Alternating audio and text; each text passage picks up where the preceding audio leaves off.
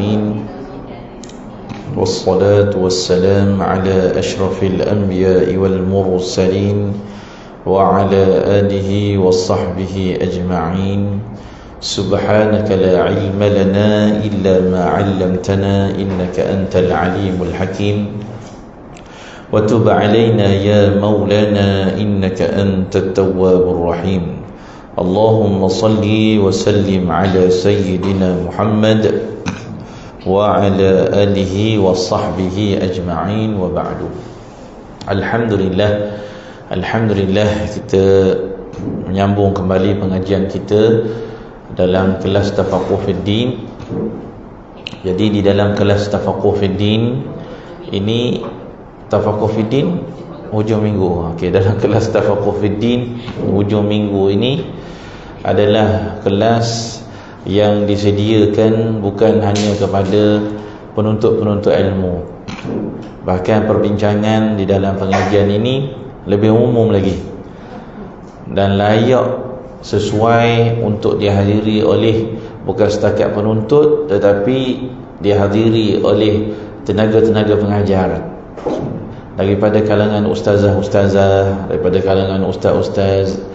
Kerana kita walaupun sebagai seorang tenaga pengajar yang kita telah sibuk di dalam mendidik masyarakat, kita tidak boleh melepaskan peluang untuk kita belajar.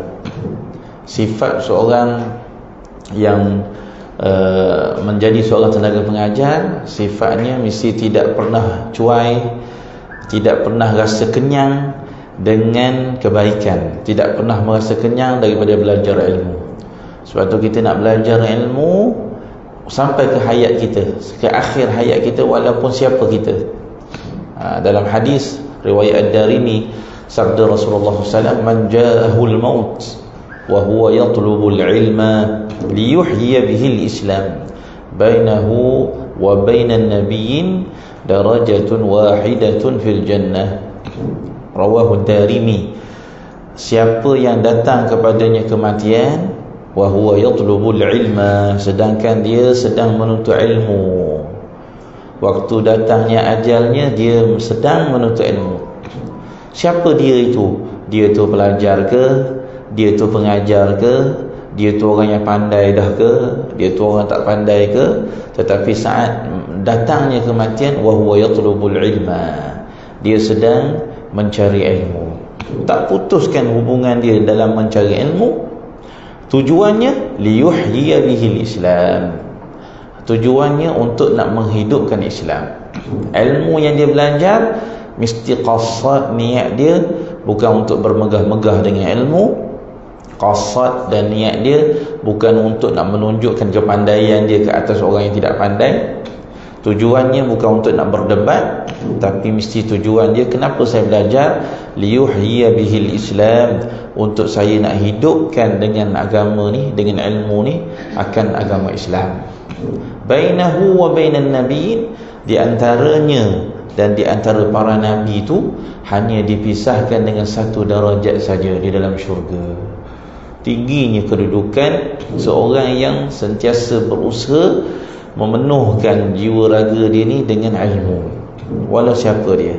Sebab itu bila orang ghairah untuk belajar ilmu, bersungguh-sungguh untuk nak mendapatkan kelebihan yang besar di akhirat, maka mesti ada juga terluang dalam hidup dia ni untuk belajar ilmu.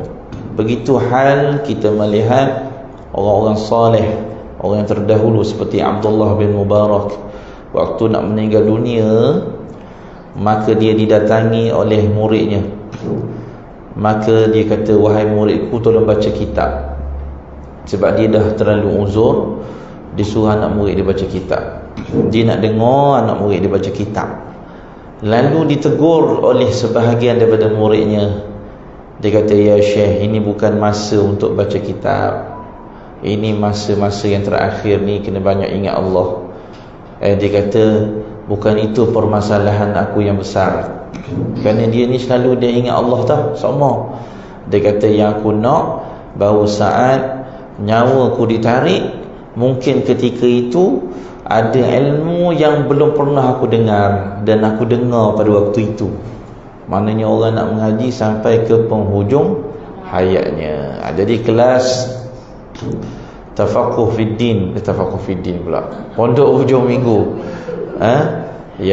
Hujung minggu ni adalah tidak terkhusus kepada penuntut-penuntut saja, orang nak belajar, tetapi sebenarnya semua segenap lapisan masyarakat, orang yang pandai, orang yang tak pandai, orang yang alim, orang yang tidak alim, maka boleh dia hadir untuk bermuzakarah.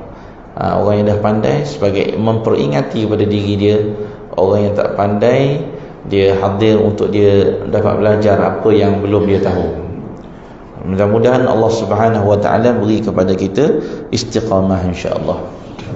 Dalam hadis riwayat Tirmizi kata Rasulullah, orang mukmin ni la yashba' la yashba' mu'minun min khair. Orang mukmin tak akan pernah kenyang daripada kebaikan.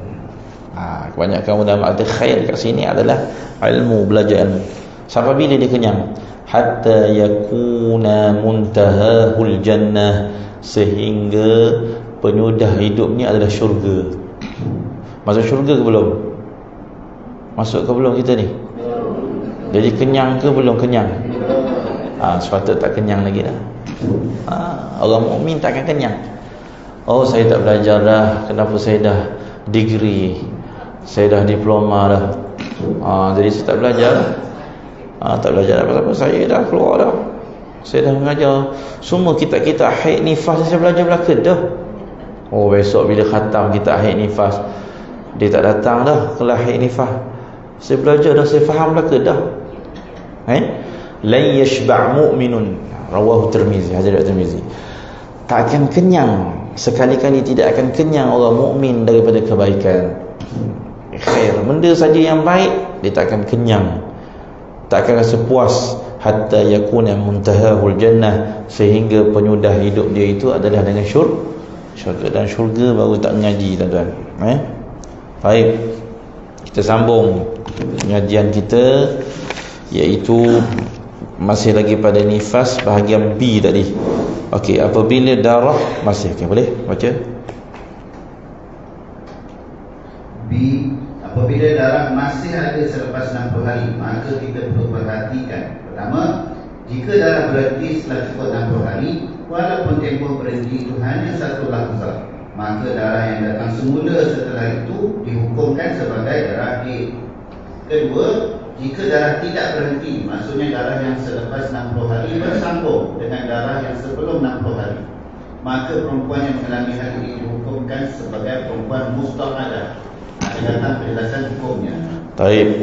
Apabila darah masih ada selepas 60 hari, ini orang nifas, walaupun kita kata 60 hari itu adalah maksimum, tetapi jika darah datang selepas 60 hari, darah apa tu nak dihukumkan selepas 60 hari, maka kita perlu perhatikan. Pertama, satu, apa? Jika darah berhenti setelah cukup 60 hari, darah berhenti lepas cukup 60 hari, walaupun tempoh berhenti itu hanya satu lahzah. Satu lahzah maksudnya seketika, sekejap sangat dia berhenti tu, berhenti sekejap, maka darah yang datang semula setelah itu dihukumkan darah haid. Itu clear. Sekarang ni gini, kan 60 hari, sebelum sempurna 60 hari berhenti sekejap darah dia. Hari yang ke-60 tu, pagi tu berhenti. Sepatutnya kalau cukup-cukup 60 ni sampai tengah hari, pagi tu berhenti. Cek darah, tak ada. Sampailah cukup-cukup sempurna 60 hari 60 malam. Lepas 60 hari 60 malam, darah dia sebelum cukup 60 hari tu dah berhenti. Walau sekejap, berhenti tu walau sekejap, tak ada darah. Cukup 60 hari, lepas 60 hari, besok selang 2 hari keluar darah. Tapi ada berhenti tak? Ada berhenti. Hujung-hujung darah nifas dia memang ada berhenti, walau sekejap berhenti tu, sekejap je. Maka darah yang keluar selepas daripada itu, lepas daripada 60 hari tu, dah dianggap sebagai darah haid. Darah haid dah. Hari yang ke-59 berhenti darah, tak ada darah. Hari yang ke-60 tak ada darah. Hari yang ke-61 ada darah. Apa itu? Darah haid. Tak payah tunggu 15 hari. Tak payah tunggu 15 hari. Tak syarat, dia tak syarat ada di situ 15 hari. Baik. Itu satu. Kalau dua pula, jika darah tak berhenti, ini orang ada orang sterik. Darah nifas dia sterik sampai 60 hari 60 malam, darah dia masih berjalan. Ada lagi darah, ada lagi darah sehinggalah 60 hari dah, sampai 61 hari dah. Yakni maksudnya darah yang selepas 60 hari bersambung dengan darah yang sebelum 60 hari. Nampak?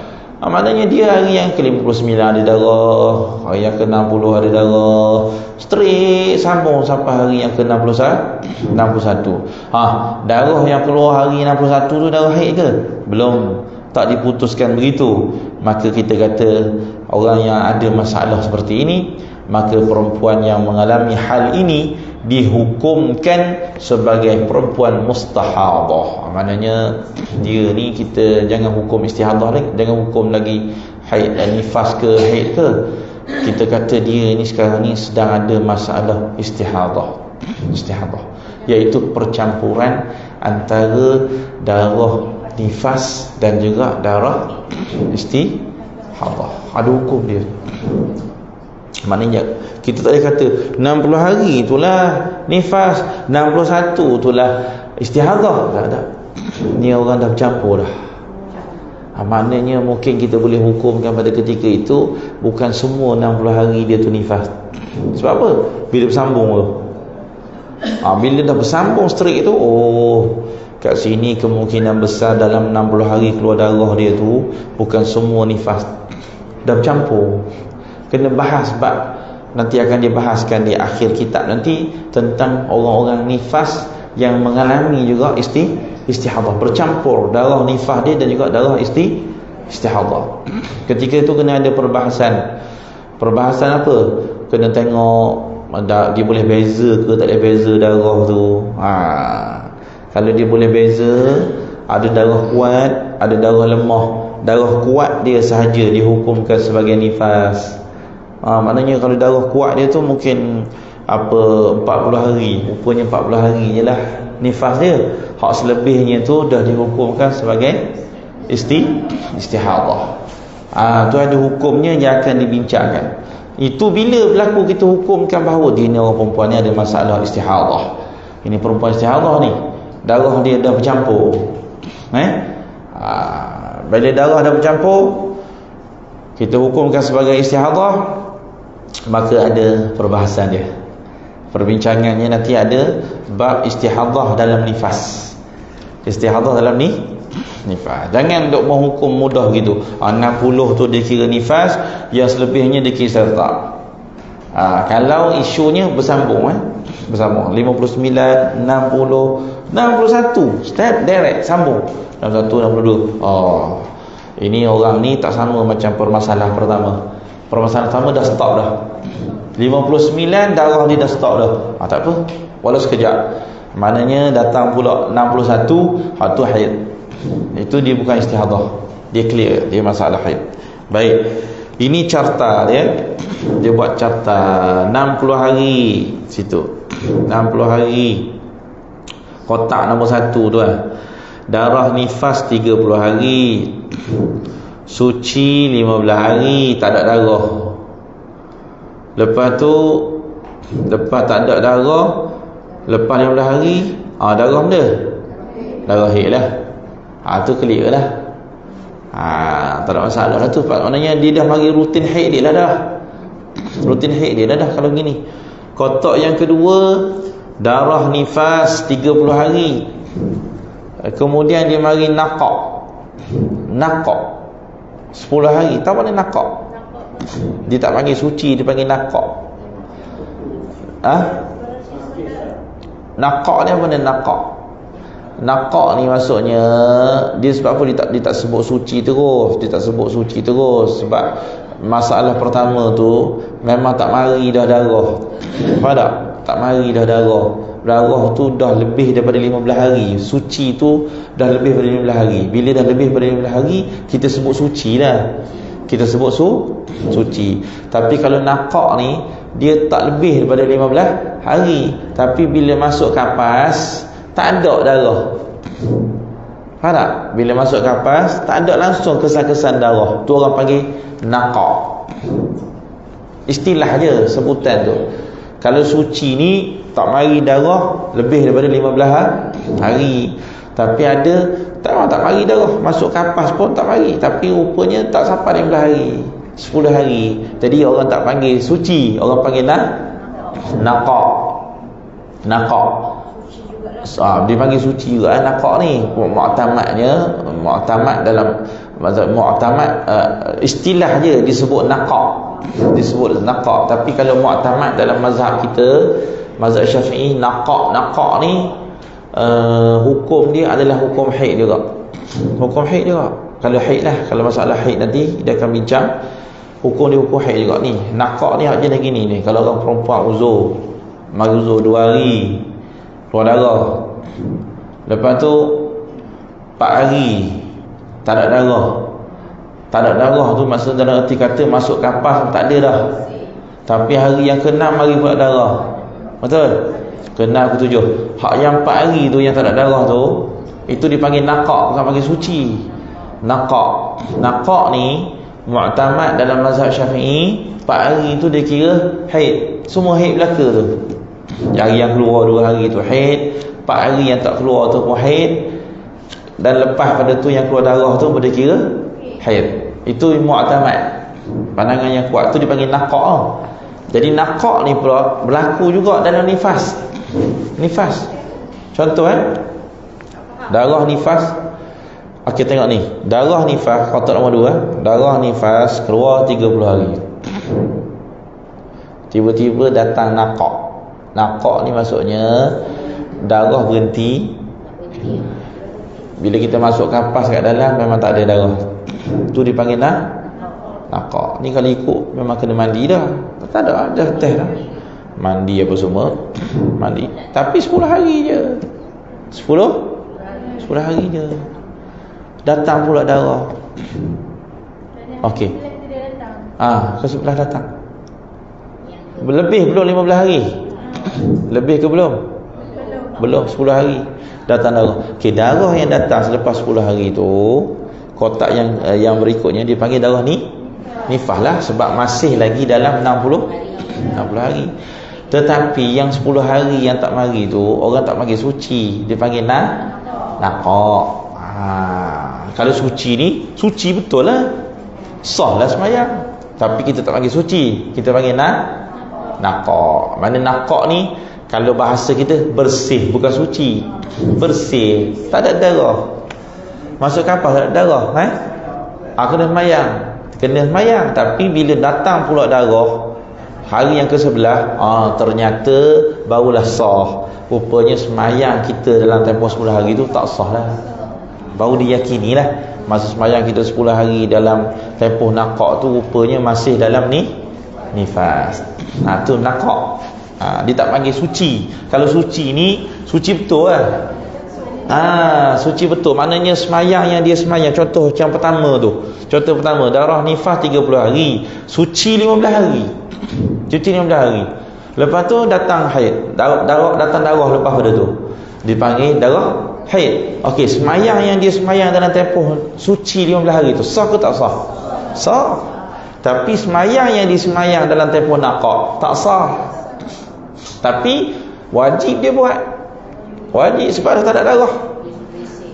Dah tak ada darah, dah bersih, wajib dia semayang, wajib dia mandi dan juga sah. Sebab kita tak tahu, tapi kita kena buat. Baik, kotak yang ketiga. Darah nifas dia mari 60 hari. 60 hari cukup. Tapi bila lepas 60 hari cukup, tak bersambung. Tak bersambung, maksudnya ada sekejap, ada berhenti darah tu. Sekejap. Cukup 60 hari, lepas tu tak keluar darah. Sekejap je tak keluar darah tu. Sekejap je. Mungkin 2 jam ke, 3 jam ke, 1 hari ke, tak keluar darah. Lepas tu selang sehari, mana hari yang ke-62 lah. Hari 62 datang darah. Darah apa tu? Darah haid lah. Darah haid. Tapi macam mana nak hukumkan lepas 60 hari tu darah haid? Mesti ada berhenti sekejap.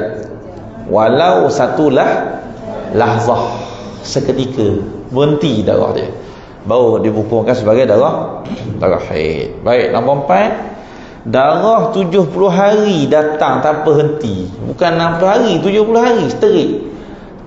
Darah hari 60 pun berjalan lagi, darah 61 pun ada lagi, 62 sampai 70. Maka perempuan ini dihukumkan sebagai perempuan mustahadah. Orang panggil istihadah ni, orang puan ni sedang diuji sebagai orang yang sedang ada penyakit istihadah. Campur dah tu.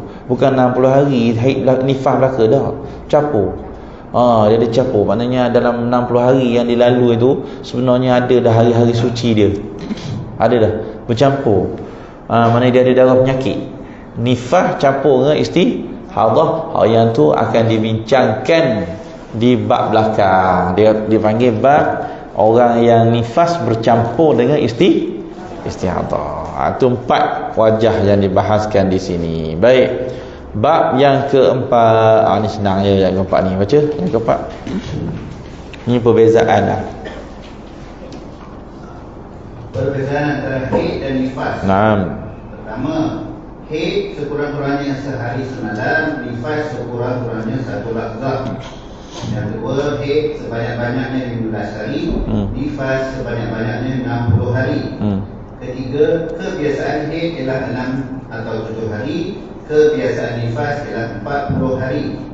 Keempat, haid bersangkut dengannya oleh baligh, iddah dan istibra'. Nifas tidak bersangkut dengannya oleh hal-hal tersebut. Okey, nombor 1 tu jelas lah. Nombor 1 tu haid sekurang-kurangnya sehari malam. Nifas tak payah tunggu sehari semalam, keluar sikit itu nifas dah. Baik. Yang kedua, haid sebanyak-banyak 15 hari. Tapi kalau nifas sebanyak-banyak 60, tak ada orang ada nifas sampai 70 hari, tak ada lah. Haid kebiasaan 6 atau 7 hari. Nifas kebiasaannya 40. Orang panggil pantang tu. Pantang 40. Itu ambil awak standard. Ambil awak banyak perempuan ni biasa 40 hari, biasa. Ada. Ikutnya kajian ulama-ulama biasanya 40 hari.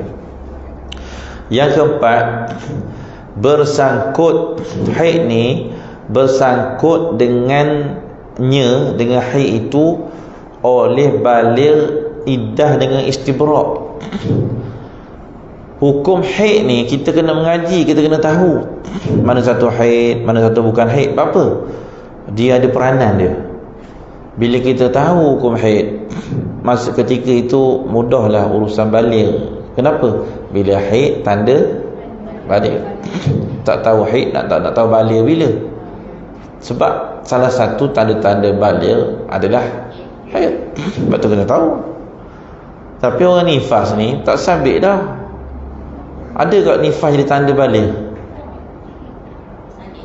Lepas bersalin baru balik rupanya. Ya Allah. Ada? Apa pula balik berlaman dah.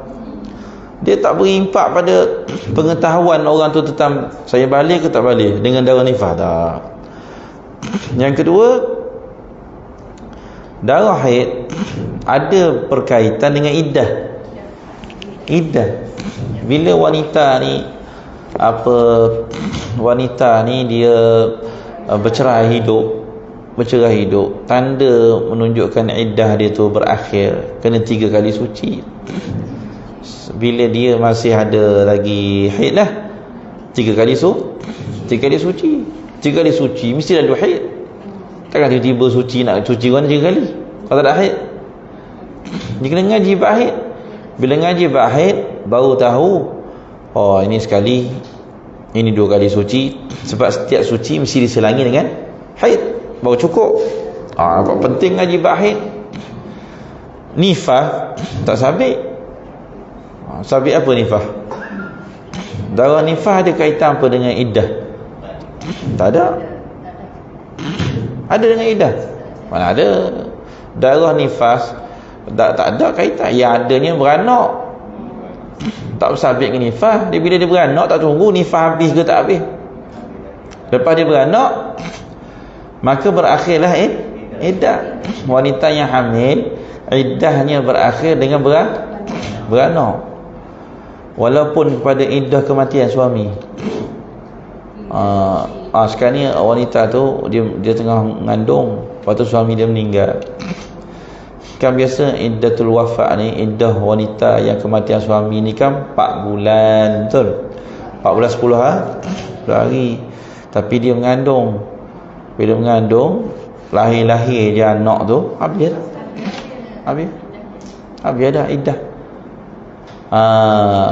Semua iddah bentuk iddatul hamil, iddah wanita yang hamil berakhir dengan bersalin. Tapi bukan dengan nifas. Bukan darah nifas. Kalau dia bersalin tak ada darah nifas pun tetap habis dah iddah dia. Habis dah. Baik. Kemudian haid juga dia berkait dengan istibra'. Istibra' ni dia masuk dalam istibra' ni, ada kaitan hukum istibra' ni dengan hukum dalam bab apa benda ni, dalam bab Allahumma salli ala Muhammad, dalam bab hamba. Sebelum orang tu dia nak menjual hamba dia kepada orang lain, dia kena istibra' kan dulu. Apa makna istibra'? Dia kena membiarkan hamba dia tu untuk satu tempoh penyucian rahim dia bagi, supaya dia tahu besok kalau terus-terus dia jual hamba dia pada orang lain, nanti disahkan hamba tu rupanya mengandung, dah tak tahu siapa tuan punya anak. Sebab tu istibra' ni dia berkait. Mana istibra' ni kena lalu juga tempoh haid dia berapa kali. Mana bila datang haid, bila datang haid, khalas, ini menunjukkan bahawasanya kandungan dia tu kosong lah, rahim dia tu kosong, datang haid. Sebab tu dia perlu lalu proses istibra'. Maknanya istibra' ni, rujukan istibra' ada dah pada kedatangan haid juga. Tapi nifas tak beri kesan pada mana istibra' ni mengosongkan rahim. Dia nak lalu satu tempoh supaya nak pastikan rahim wanita tu benar-benar kosong. Maksudnya bila dia berkahwin ke, dia dapat tuan baru ke, cerita bab hamba, dia dapat tuan baru ke, maknanya kalau dapat anak ke apa, itu anak tuan baru, sebab dia dah lalu proses istibra'. Istibra' ni maksudnya mengosongkan rahim dia tak ada kaitan dah dengan tuan dia. Tuan lama tak ada kaitan dengan tuan lama dia. Ya. Konsep iddah juga. Maknanya ada hubung kait dengan haid tadi. Tapi dalam bab nifah tak ada kaitan. Dia kali suci istibra'. Itu dalam bab apa? Dalam bab hamba. Baik. Yang kelima, ada gambaran berlaku pengguguran solat dalam tempoh sekurang-kurangnya. Tidak ada gambaran berlaku pengguguran solat dalam tempoh sekurang-kurangnya. Apa? Ada gambaran berlaku pengguguran solat dalam tempoh sekurang-kurang haid. Tak ada. Maknanya contoh tak, orang perempuan sekurang-kurang haid dia sehari semalam, betul? Lepas sehari semalam dia pun semayang. Sebab tak keluar darah. Bila tak keluar darah, ada gambaran berlaku pengguguran solat dalam tempoh sekurang-kurangnya. Tidak ada gambaran berlaku pengguguran solat dalam tempoh sekurang-kurangnya. Okey. Haid ni dalam tempoh sekurang-kurang haid berapa hari? Sekurang-kurang haid berapa? Sehari sehari semalam. Kalau orang perempuan keluar dalam tempoh sehari semalam. Bila dia keluar darah,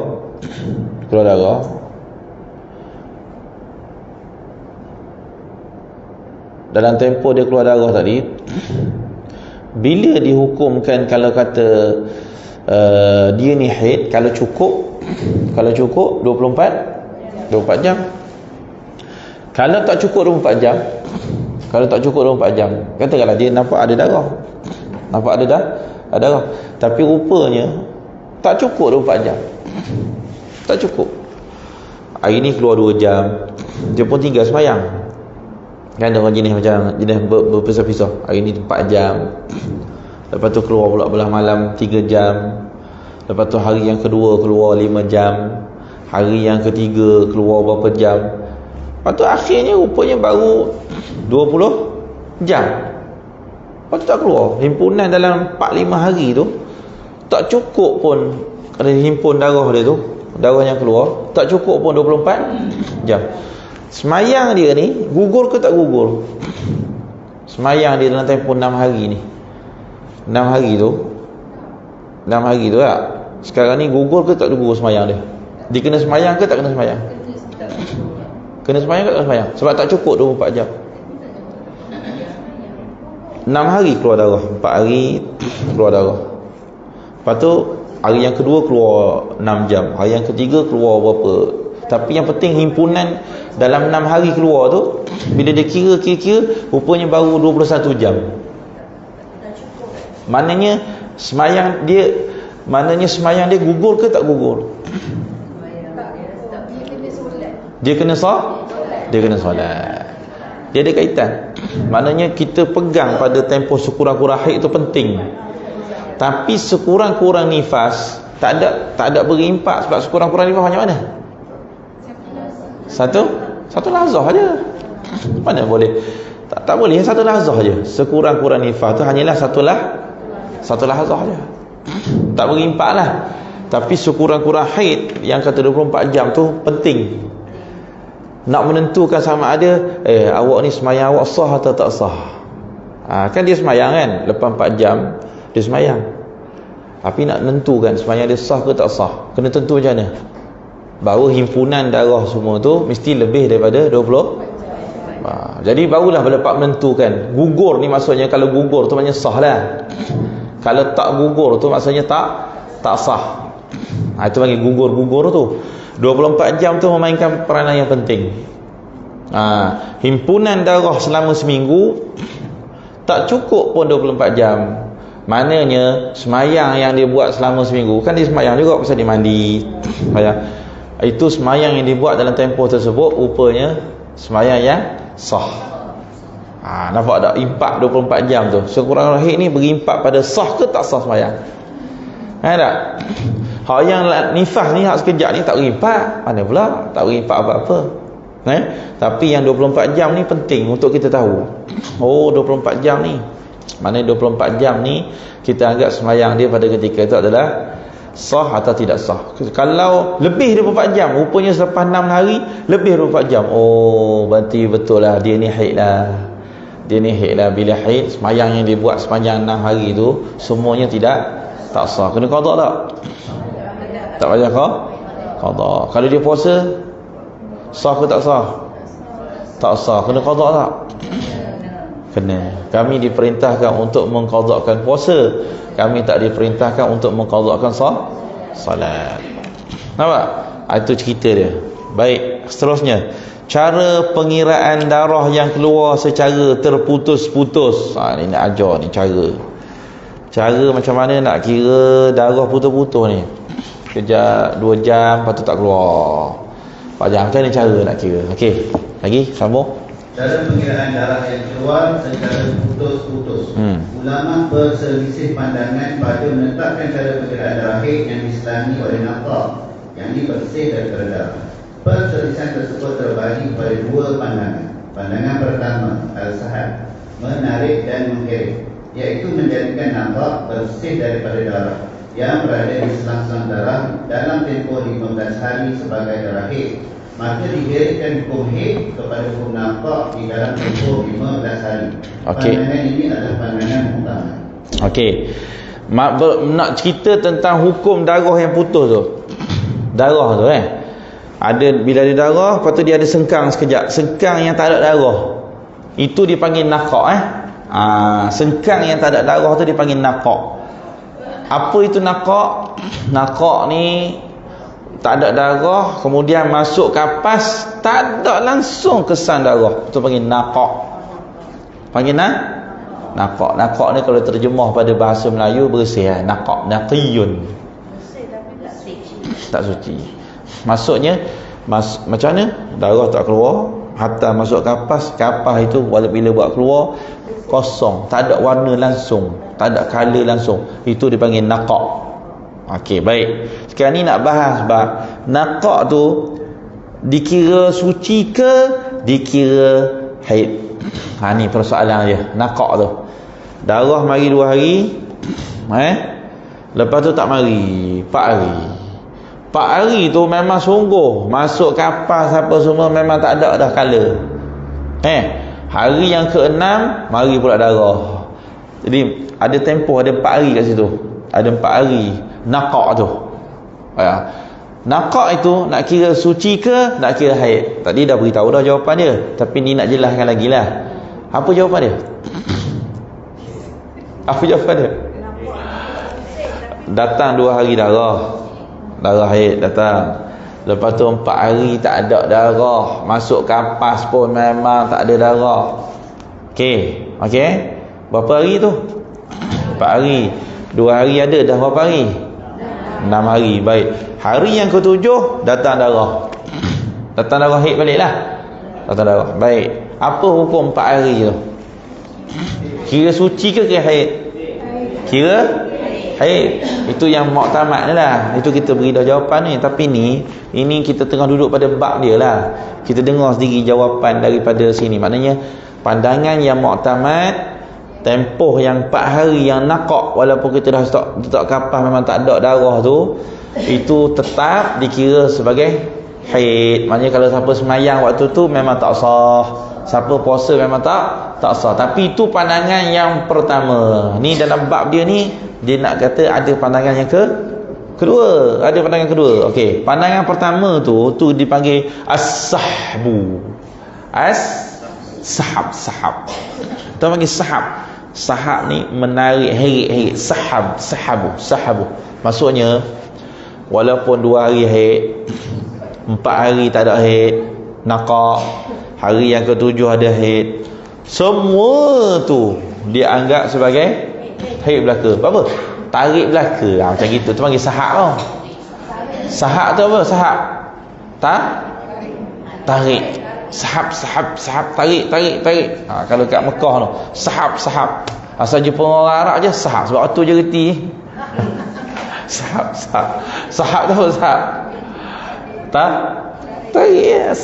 Sahabu heret, tarik. Itu bagi masalah sahab. Apa masalah sahab?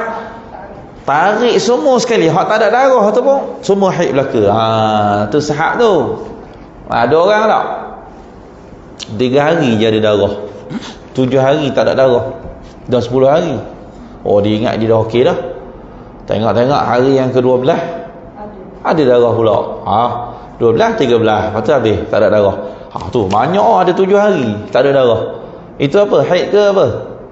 Haid ke nifas ke istihadah ke darah bersalin ke?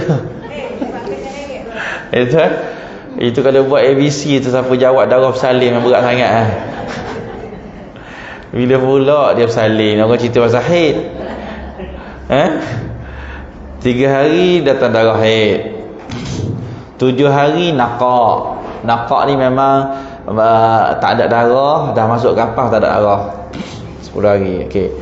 Hari yang ke-11 datang darah, hari yang ke-12 datang darah, lepas tu stop, tak ada darah dah. Baik. Hari 7 hari, hari yang ke-3 sampai yang ke-10 darah apa? A, darah haid. B, suci. C, darah bersalin. D, darah talak, darah fasad. A, B, C, D. A. Apa jawapan dia? A? Haid. Tarik semua sekali. Tarik belaka. Jadi haid. Itu sepatutnya masalah pertama dipanggil mas'alatus sahab, tarik. Okey, jadi dikata pandangan ini adalah pandangan mu'tamad. Mu'tamad maknanya pandangan yang paling kuat dalam mazhab Syafi'i. Hak yang kosong-kosong tu pun 10-7 hari tadi, itu haid tu. Awak kalau semayang kat situ tak sah. Kalau puasa kau bayar 7 hari puasa tu. Dah 3 hari keluar darah, lepas tu dah stop. Dia pun sahur dah. Sahur dah lah, sahur. Lepas sahur puasa 6 pula tu. Puasa 6 orang rajin lah, puasa 6 nak raya dah. Habis lah 6 hari. Habis je 6, tengok esok datang darah. Sah tak puasa 6 hari lah? Tak sah. Tunggu sikit lagi betul-betul habis. Pasal paling banyak 15 hari kan. Hari yang ke 13 dah habis darah. Lepas tu dia start puasa hari 14. Mula balik 6 hari pula. Nak buat mana? Siapa suruh jadi gitu? Mula balik. Start balik hari pertama. Mana awak puasa 6, saya habis dah puasa 6 Ustaz. Tak sah, dah tak ada darah. Waktu hari saya puasa 6 tu tak ada status berdarah. Betul, tapi sahab, tarik belaka. Pasal awak dah ada darah, pasal awak tak ada darah 7 hari. Pasal awak ada darah pula dalam tempoh 15 hari. Masih dalam tempoh 15 hari. Maka tarik semua jadi haid. Jadi tak sah lah. Itu pandangan pertama. Jadi berikut penjelasan berkenaan cara pengiraan darah yang putus-putus menurut pandangan as-sahab. As-sahab ni maknanya pandangan yang pertama lah, pandangan yang masalah tarik tadi. Jangan bimbang ada pandangan kedua. Kejap lagi kita dengar. Hak puasa senang dah dia. Malah dah kalau orang rajin dia tak marah dah. Tak apalah, kita puasa semula. Tapi orang jenis malah hak jenis sampai hari ni pun tak habis lagi puasa senang.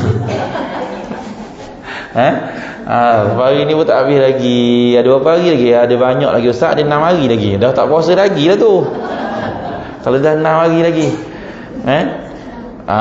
Jadi yang jenis susah ni, ada pandangan kedua. Pandangan pertama, memang 6 hari tu yang dia puasa 6 tu tak sah lah. Tak sah pasal dia kira haid. Baik. Apa carta dekat sini? Baik, dia kata hari yang pertama, kedudukan 6 jam darah. Contohnya macam ni berlaku. Hari pertama tu 6 jam je. 6 jam. Lepas tu tak ada darah. Tak ada darah tu naqaq lah, bukan suci. Naqaq maksudnya masuk darah, masuk kapas apa, tak ada. Dia bersih. Lepas tu hari yang kedua, hari yang ketiga memang tak ada. Lepas 6 jam tu kok tak ada darah. Hari pertama, hari yang kedua, hari ketiga pun tak ada. Hari yang keempat datang balik darah 8 jam. Lepas tu lepas 8 jam tak ada darah. Sampai hari yang kelima hingga yang ke-9. Banyak hari dia ni. Banyak hari dia ni. Nampak? Tapi kalau ikut jam, dia kena kira dulu jam tu. Okey, berapa hari? Lepas tu orang puang ni, waktu uzur tu dia kena kira 1 jam, 2 jam, nak dia kira dia 6 jam dia kira. Kena rajin kira lah. 6 jam. Hari yang keempat 8 jam. 8 tambah 6 jadi 14 lah. Berapa 14? Tak cukup lagi 24. Tak cukup lagi 24. Baru 14. Okey, lepas tu hari yang ke-10, 5 hingga 9 naqaq, tak ada darah. Hari yang ke-10 mari 7 jam. Jadi berapa? 14 7 jadi 21 jam. Tak cukup lagi. 3 jam lagi. Ada gaya ni suci belaka ni. Hak puasa celah-celah tu gaya nak sah ni. Kira macam tak ada haid lah dia tu. Sebab apa? Baru 21 jam. Baru 1 hari. 21 jam baru. Sebab dia kena 24 jam. Okey, lepas tu suci. Masya-Allah suci dah. 11 hingga 14 tak ada darah. Kita ada haid dah bulan ni. Tengok hari yang 15 8 jam datang. Hari yang 15 8 berapa jam dah jadi? 21 tambah 20? Maknanya 29 jam lebih dah daripada 25 jam, 24. Maknanya semua sekali tu dia kira haid. Hak puasa, banyak puasa tu. Banyak puasa tu. 2-3 puasa. 2-3 puasa. 5 hingga 9 puasa. 2-3 2 hari. 5 hingga 9, 5, 6, 7, 8, 9. 5 hari ya. Nah, 5 hari. Lepas tu, oi, banyaklah puasa. Habis dah puasa 6, habis dah. 11 hingga 14 pula. Puasa lagi dah. 2 kali puasa 6 dah ni. Hari 15 keluar darah. Habis tak sah pula ke puasa. Tak sah semua puasa tu. Semayang pun tak sah. Semayang tak apa lagi. Semayang tak payah qada. Dah kalau puasa Ramadan? Kalau berlaku puasa Ramadan, qada. Qada lah. Baik. Maka hendaklah kita hitungkan tempoh waktu darah di dalam masa 15 hari. Jika sampai tempoh darah itu selama 24 jam, maka darah tersebut adalah darah haid. Namun jika tidak sampai tempoh darah itu 24 jam, maka darah tersebut adalah darah tak apa, maknanya darah yang keluar kalau tak cukup, himpunan dalam tempoh 15 hari tu duk himpun 21 jam je last sekali. Rupanya 22 jam, 23 jam. Rupanya tak apa. Maknanya darah yang keluar dalam tempoh itu semua dipanggil darah istihadah, bukan darah haid lah. Mana tak ada haid lah dia, bulan tu boleh jadi gitu. Baik. Okey, seterusnya maka jelas daripada rayat tersebut bahawa bilangan jam perempuan tersebut melihat darah padanya ialah 29 jam. Maka darah itu adalah darah haid. Seperti itu juga tempoh nafas. Maksudnya tempoh nafas itu juga dihukumkan haid. Jika dia telah menjaga solat dalam tempoh tersebut, maka tidak sah solatnya. Tak sah solat. Tidak wajib dia pada semula. Jika telah berpuasa, maka tidak sah berpuasa. Tidak sah puasanya dan wajib katanya pada semula puasa. Puasa 6 dia tu tak ada apa pun. Tak boleh raya lagi. Tak boleh raya 6 lagi dah. Tak boleh raya 6 lagi, kena puasa semula. Baru dapat pahala puasa 6. Naam. Okey, baca sikit. Salah bagus dan salah ni buat contoh-contoh. Tu 8 tu. Nota 8. Nampak dalam permasalahan haid dan nifas menurut mazhab Syafi'i adalah bersih daripada darah, iaitu apabila seorang perempuan memasukkan kapas ke dalam farajnya, maka dia dapati kapas tersebut putih, tidak ada apa-apa kesan darah, termasuklah warna keruh. Tak ada. Itu syarat dia. Nak diistilahkan sebagai naqa', masuk kapas memang tak ada color langsung, baru naqa'. Kalau ada masuk kapas, kalau ada color, itu tak panggil naqa', dipanggil satu lagi fatrah, dia panggil fatrah ni ulama kata tak ada khilaf, hukumnya haid. Fatrah ni haid. Fatrah tu tak masuk kapas ada color, yang tu dipanggil pandangan itu hukum dia adalah haid lah. Mana boleh bukan haid pula, haid lah sebab ada, cuma dia tak mengalir. Tapi masuk kapas ada. Tu haid. Yang kita cerita ada khilaf ni naqa' bukan fatrah. Naqa' ni darah tak mengalir, masuk kapas pun tak ada color. Tu baru ada khilaf. Kalau fatrah tak ada khilaf. Baik lagi. Imam An-Nawawi dalam kitab Ar-Rawdah Al-Talibi, maknanya naqa' itu ialah faraj perempuan sekiranya dia memasukkan kapas dan secara kedua kapas tersebut putih. Penetapan mana nampak ini adalah penetapan yang telah dibuat oleh Imam Syafi'i dalam kitab Al-Um dan juga penetapan Syekh yang ketiga. Apabila terjadi nampak itu bersih berdarah di sedang-sedang tempoh sekurang-kurangnya darah haid hinggalah sebanyak-banyak haid, maka tempoh nampak itu juga dikira sebagai tempoh haid menurut pandangan Muhammad dalam mazhab Syafi'i. Dalam kitab Mumi Al-Muntaj menyebut pendapat yang azhar bahawa nampak di selang-selang sekurang-kurang darah haid sehingga sebanyak-banyak haid adalah haid. Okey, beres ni ada cerita sikit ni, dia buat cerita contohlah. Contoh Zainab. Bagi memahami permasalahan lebih dah penterjemah mendatangkan contoh bagi perempuan yang pertama kali terjadi naqa'. Cuba baca sikit cerita Zainab ni. Ni banyak contoh.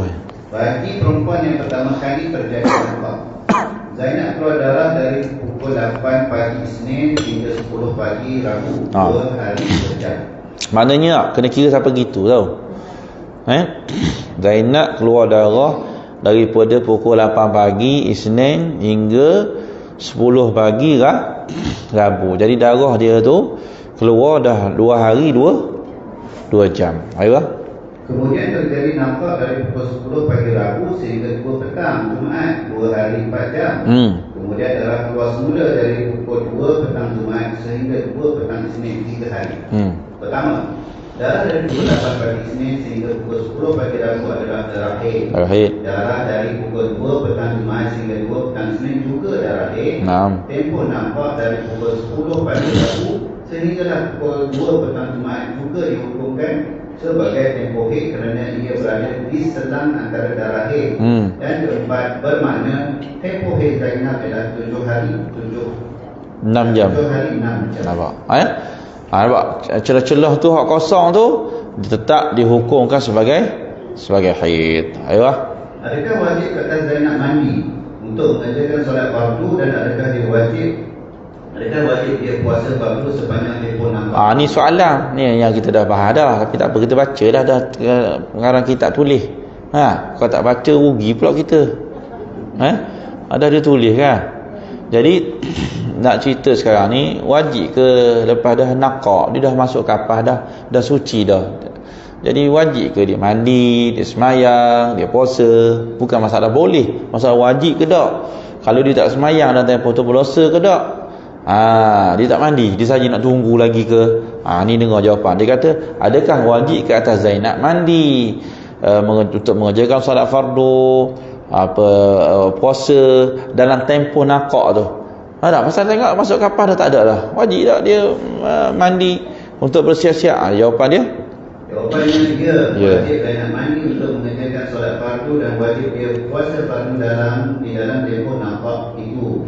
Antara kesalahan sebahagian daripada orang kita, semoga Allah mengampuni dosa kita dan mereka, ialah apabila darah perempuan berhenti nampak, maka disuruh perempuan tersebut menanti dalam tempoh tertentu sebelum mandi wajib. Ada yang menyuruh perempuan tersebut menanti sehingga sehari semalam, ada sehingga seminggu dan ada sehingga 15 hari. Ada orang salah mengajar. Tak ada darah kan? Tunggu dulu. Tak? Tunggu 1 hari dulu.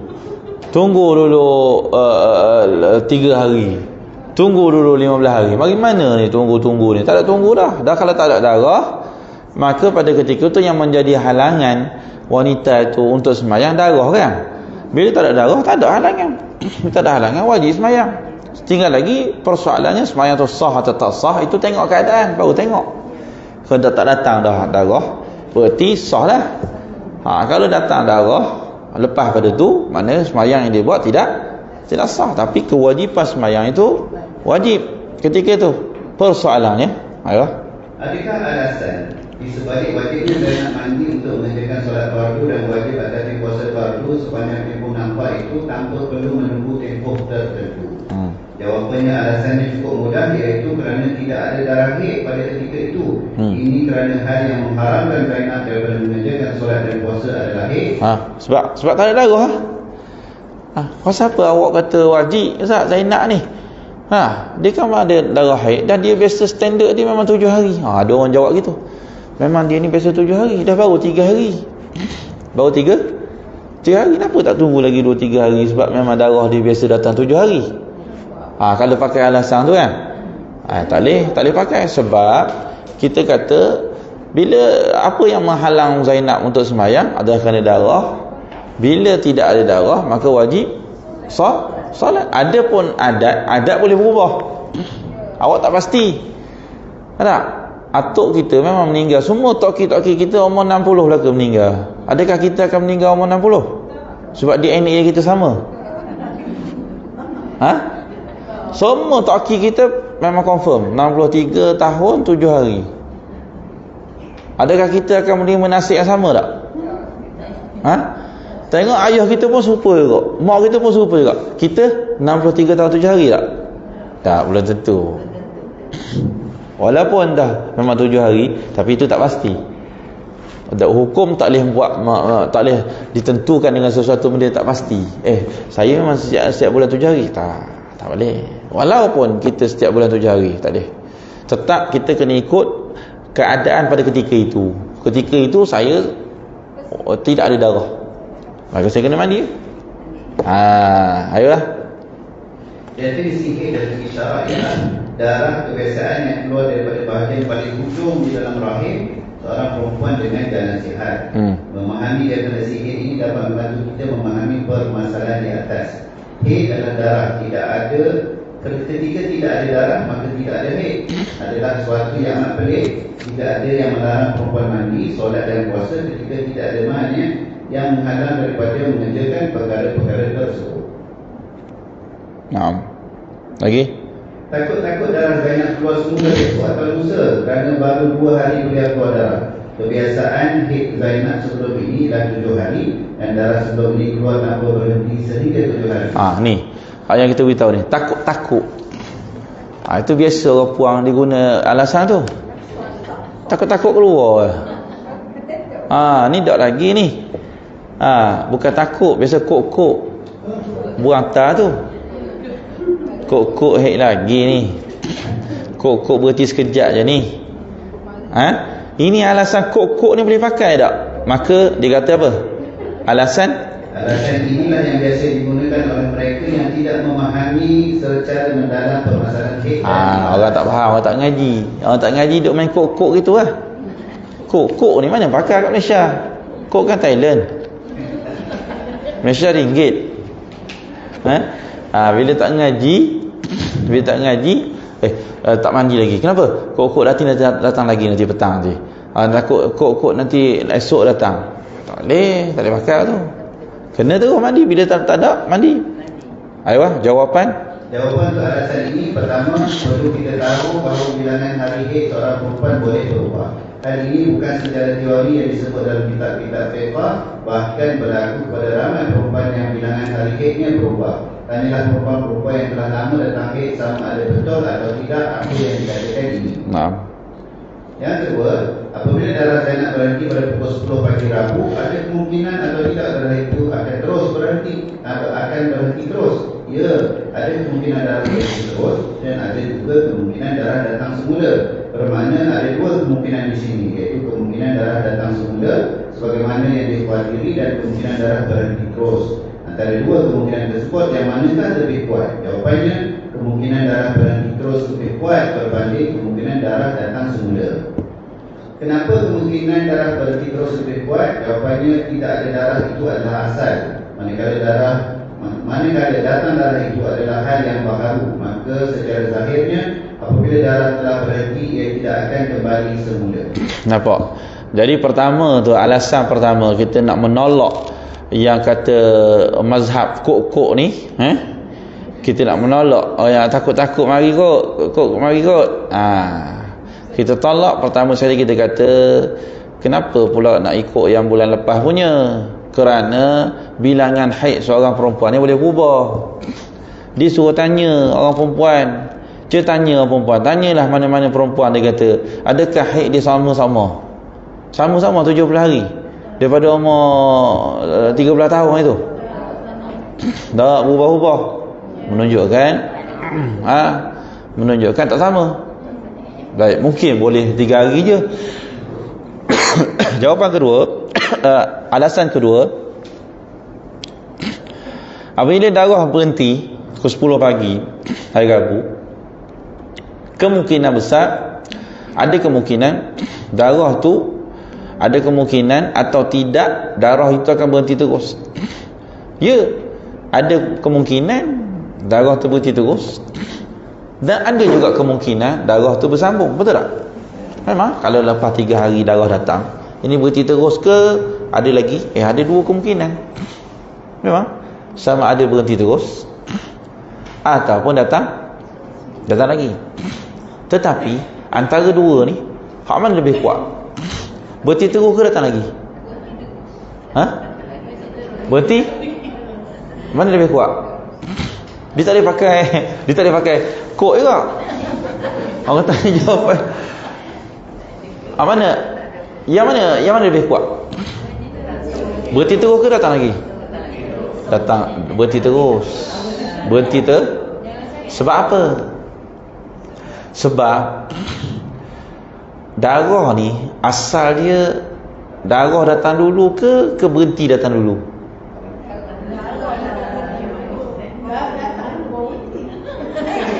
Darah sebelum berhenti. Betul? Asal orang perempuan ni ada darah ke tak ada darah? Ada darah. Daripada lahir-lahir darah lalu dah. Ada asal orang perempuan ada darah ke tak ada darah? Tak ada. Asal tak ada.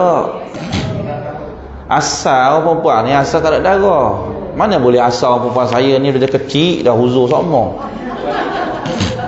Asal suci. Asal tak ada dah? Tak ada darah. Jadi dari segi hukum, dari segi kaedah fiqh, kita akan pegang dulu hukum asal. Dia panggil istishabul asal, mengekalkan hak asal. Ataupun al-aslu baqa'u ala makan. Asal bagi sesuatu tu kekal dengan keadaan dia yang asal.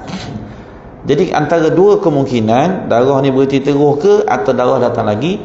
Tak ada dua kemungkinan. Hak kuat kita ambil yang asal. Asal tak ada darah. Betul kuat tu.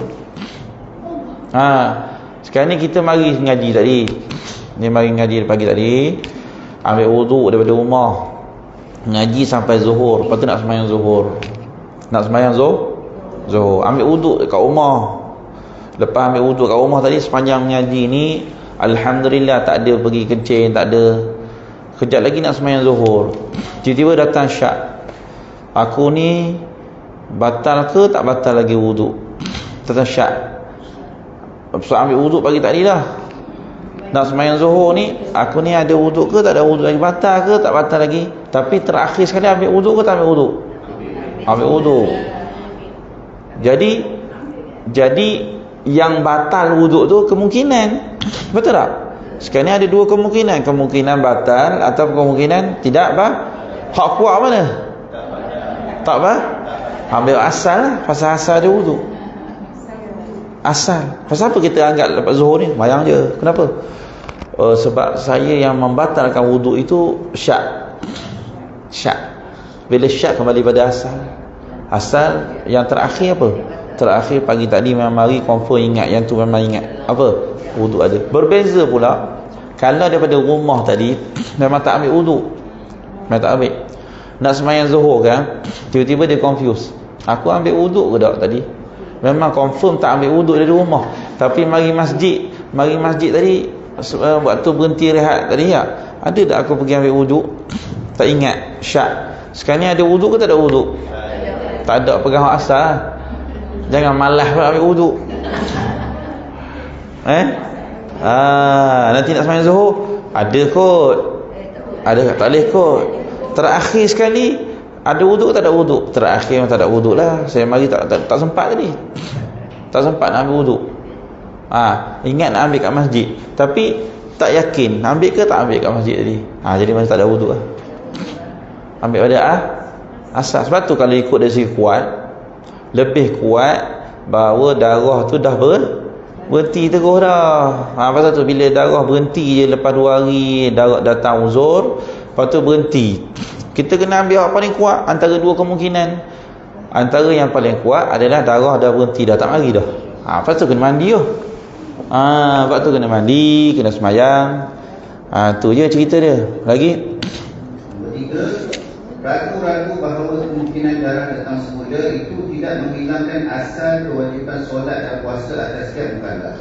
Atas sebab itulah perempuan mutahayyirah wajib mengerjakan solat dan puasa walaupun darah sedang keluar. Hal ini kerana darah yang keluar itu tidak diyakini darah haid. Kaedah fiqh menyebut keyakinan tidak boleh dihilangkan dengan wujudnya syak atau ragu-ragu.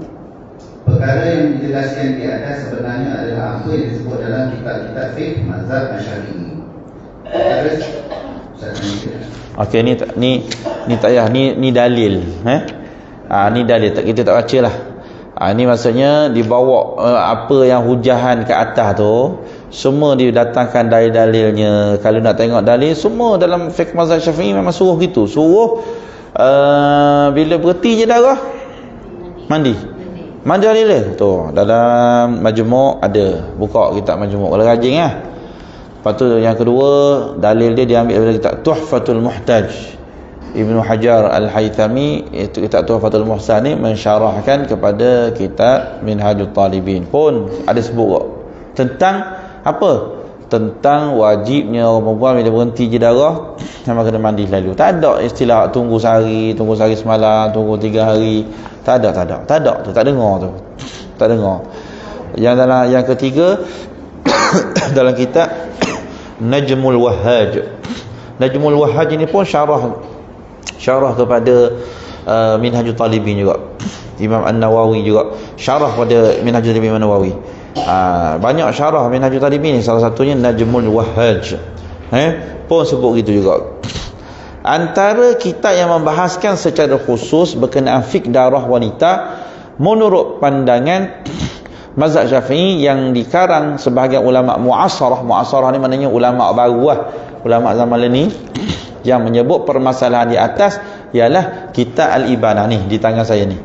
Ini kitab Al-Ibanah. Ni pengarang sebut. Dia kata kalau nak refer pasal pengarang duk hidup lagi. Berkait dengan masalah ni, boleh refer ni kitab Al-Ibanah wal Ifadah. Ini kitab dalam bahasa Arab. Ini ada bahas juga. Tu dia kata siapa pengarang dia, iaitu Syekh Dr. Abdul Rahman bin Abdullah As-Saqqaf ni, orang Hadramaut ni karang kitab ni. Kemudian yang kedua, kitab Ar-Risalah fil Ahkam Al-Haid wal Nifas wal Istihadah karya Al-Faqih Al-Muhaqqiq Al-Mufti Syekh Muhammad bin Ali bin Abdul Rahman Al-Khatib. Ni dia punya guru pada ni Abdul Rahman As-Saqqaf ni. Guru kepada Abdul Rahman bin Abdullah bin Qadir As-Saqqaf. Guru dia buat kitab nama kitab Ar-Risalah fil Ahkam Haid. Lagi payah kitab ni. Lagi payah. Ni kitab tok guru orang yang buat ibadah ni. Tok guru dia. Lepas tu pula yang ke berapa? Mata habis itu itu yang masa kini lah. Dalam kitab Tuhfatul Muhtaj ada disebut pula. Okey. Jelas daripada petikan di atas bahawa tidak ada khilaf dalam kalangan ulama fiqh bahawa perempuan yang kali pertama terjadi naqa' di selang-seli darah haid itu wajib mengambil hukum suci dalam tempoh naqa'. Kali pertama terjadi naqa' di selang-seli darah haid itu boleh terjadi kepada perempuan yang kali pertama datang haid, dipanggil mubtada'ah. Orang perempuan yang mula-mula sekali datang haid, dia mula-mula sekali tak pernah datang haid, lepas tu datang, itu orang panggil mubtada'ah. Okey. Dan juga boleh terjadi kepada perempuan yang pernah datang haid, dalam bahasa Arab dipanggil mu'tadah. Budak-budak umur 10 tahun kali pertama datang haid, itu dipanggil mubtada'ah. Kalau lama dah datang haid, dia panggil mu'tadah. Itu kita tak ada khilaf pada budak perempuan yang paling pertama datang haid. Datang haid kali pertama, lepas tu ada naqa'. Itu tak ada khilaf. Memang hukum naqa' itu adalah hukum apa? Hukum haid lah. Tapi bagi perempuan yang pernah datang haid, dia pernah datang haid dah sebelum, rutin dah ada ni 7 hari. Tiba-tiba ada 1 bulan datanglah haid, lepas tu naqa' haid, lepas tu naqa'. Baik, itu kali pertama, betul? Kali pertama haid tu naqa'. Baik, masuk bulan kedua, isu dia masuk bulan kali pertama dia buat macam biasa lah. Apa dia buat? Jangan aku tak, kali pertama datang naqa'. Bila datang naqa', apa dia buat? Mandi, lepas tu solat lah. Baik, masuk bulan kedua. Okey, bulan pertama tadi 3 hari datang haid, 5 hari naqa', lepas tu akhirnya rupanya datang juga haid. Datang juga haid. Itu bulan pertama. Okey, clear lah. Memang dia buat macam tu pun. Saya belajar dah, dia apa? Apa pula? Saya belajar dah Ustaz. Okey, hebat. Masuk bulan kedua. Sama juga. Datang 3 hari lepas tu stop. Nakak. Baru bulan lepas jadi macam tu. Ternyata bulan lepas nakak tu memang 5 hari je. Confirm akan datang 8 hari bulan, 9 hari bulan akan datang balik darah. Bulan pertama. Bila masuk bulan kedua, dia pun adakah dia kena mandi? Sebab bulan pertama dah berlaku. Rupanya memang dia saja berhenti 5 hari. Saja dia nak main-mainkan perasaan. Dia berhenti 5 hari supaya orang perempuan ni semayang letih-letih, puasa penat-penat. Lepas tu dia akan datang uzur. Hari ke-9. Masuk bulan yang berikutnya sama juga, 3 dia stop. Orang perempuan ni dah tengok dah. Oh, 3 stop memang sungguh. Memang tak mari. 4 tak mari, 5 tak. Adakah dia akan ambil tindakan yang sama, iaitu ikut pada bulan lepas? Maknanya dah tahu dah, memang 5 hari je. 5 hari je. Adakah dia perlu ambil tindakan yang sama? Mana kalau dia ambil tindakan sama ni, maknanya dia tetap mandi dan semayang. Ataupun dia mengambil tindakan baru kerana dia ada pengalaman pada bulan lepas. Tindakan baru dia, bahawasanya dia tak semayang lah, tak mandi. Pasal apa? 9 bulan akan datang. Sebab ini cerita kalau bulan yang pertama tu macam kita bahas memang confirm pun, memang wajib pun. Tapi dah masuk bulan kedua dah. Bulan kedua, bulan ketiga, mesti 3 hari stop. Nakak. Dia nak ambil tindakan yang sama seperti yang dia ambil pada bulan pertama ke, ataupun dia akan ambil tindakan lain? Dia boleh pilih kalau nakak tu suci, maka sama macam bulan lepas. Dia mandi semayang dan sebagainya. Kalau uzur tak, maka uzur lah.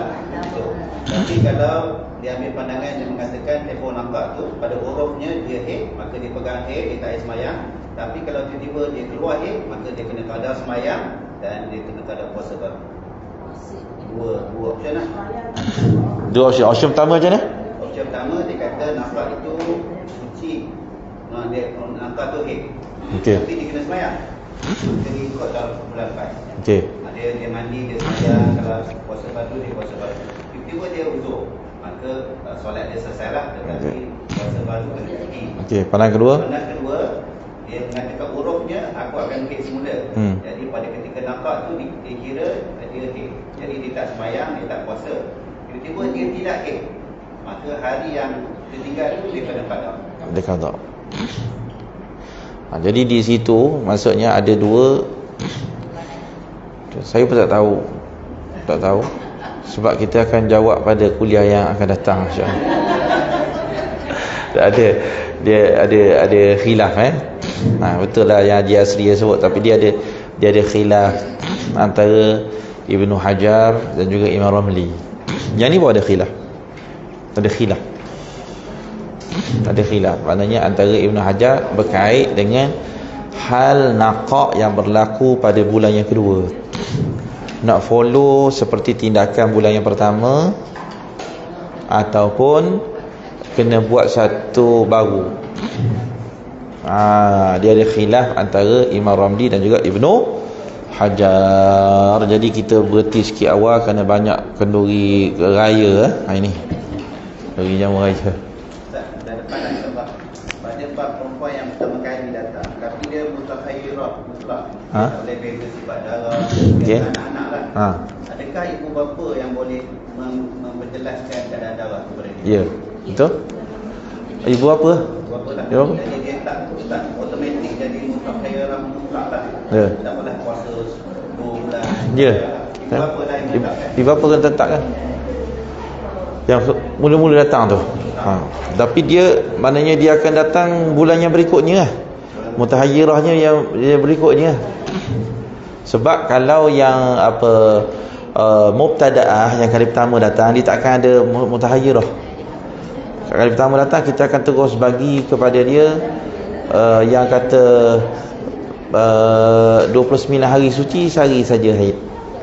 Dia bukan mutahayyirah bagi orang yang dah biasa datang haid.